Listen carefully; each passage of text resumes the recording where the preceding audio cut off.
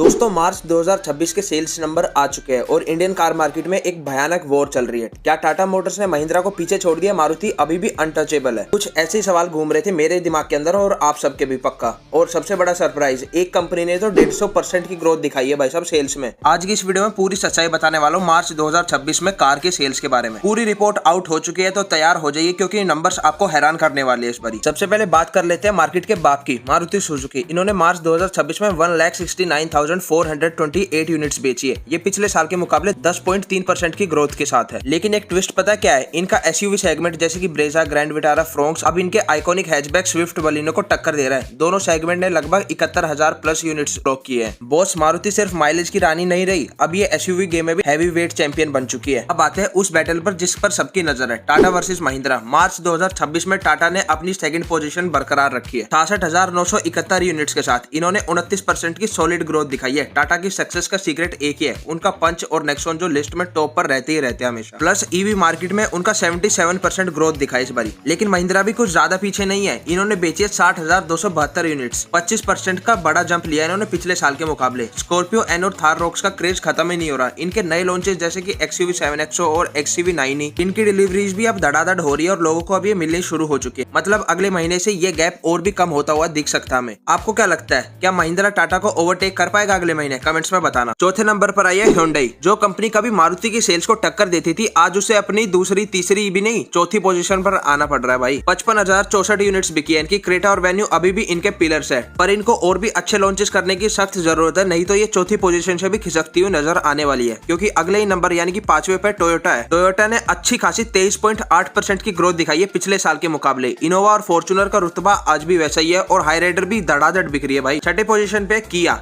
India ने अपना highest ever monthly sales record किया इस बारी। 29,000 यूनिट्स बिके इनकी गाड़ियों की, क्योंकि हाल ही में सेल्टोस ने 5 स्टार भारत एनकैप में अचीव किया और इस रेटिंग ने लोगों का भरोसा और भी ज्यादा जीत लिया है इस गाड़ी के ऊपर। और अगर आपने ध्यान से वीडियो शुरुआत की सुनी हो तो मैंने कही थी 150% की ग्रोथ की है कंपनी ने और वो इस बारी की शो स्टॉपर बन गई है। वो है निसान ने सबको शॉक कर दिया है। इन्होंने 151% की ग्रोथ रजिस्टर की है 4,500 यूनिट्स के साथ। इनका नया वेपन जो कि निसान ग्रेवाइट MPV है, ट्राइबर के ऊपर बेस्ड है, जो कि वो भी अच्छी खासी सेल्स अचीव कर रही है। बाकी इनके पास रो पीट के 2 ही गाड़ियां है, एक मैग्नाइट, एक अभी लॉन्च हुई है ग्रेवाइट। और मैग्नाइट से इनको सक्सेस मिलनी शुरू हो गई थी इंडिया में। वही इसकी सिस्टर कंपनी रेनो ने भी 77% की ग्रोथ दिखाई है और उसका सारा थैंक्स जाता है 2026 वाली डस्टर को, जिसका इंतजार पूरा देश कर रहा था और काफी सालों से। फाइनली ये कंपनीज अब मेन स्ट्रीम प्लेयर्स को टेंशन दे रही है। बाकी इस सेल्स लिस्ट में से आपकी फेवरेट कंपनी कौन सी है और आप किसको नंबर 1 पोजीशन पर देखना चाहते हो, कमेंट करके बताना। बाकी टॉप 25 गाड़ियां जो सबसे ज्यादा बिकी है उसकी लिस्ट भी जल्दी आउट होने वाली है और वो वीडियो भी जल्दी आने वाली है, तो उसके लिए चैनल को सब्सक्राइब कर देना और वीडियो को लाइक कर देना।